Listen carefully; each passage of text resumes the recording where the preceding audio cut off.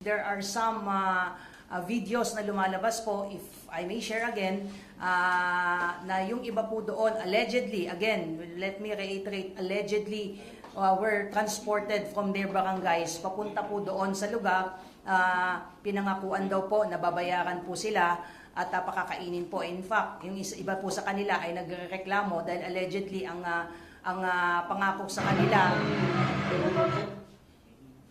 sa kanila ay bibigyan sila ng 500 for 3 days pero ang ibinigay lang ay 200 po. Nandyan po, it was documented. Di ko alam kung sino po yung nagpalabas nito. We just want to share it with you po. Ito po yung isang tao na nagsasabi. Lakas. Ito po yung nagkukwento na isang tao na hinatak lang sila ng kanilang mga barangay para pumunta doon. At mamaya ipapakita din, parang may mga resibo pa nung mapagbigay sa kanila ng 200 po.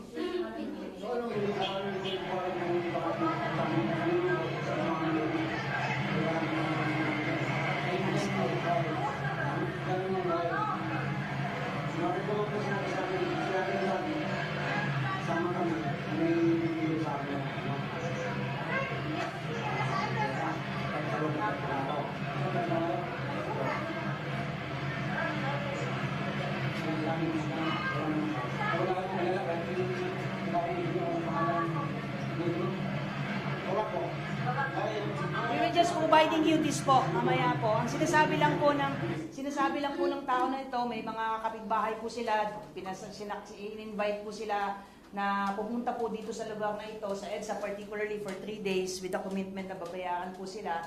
Yung ibang videos pa na binigay sa atin, na nakita natin.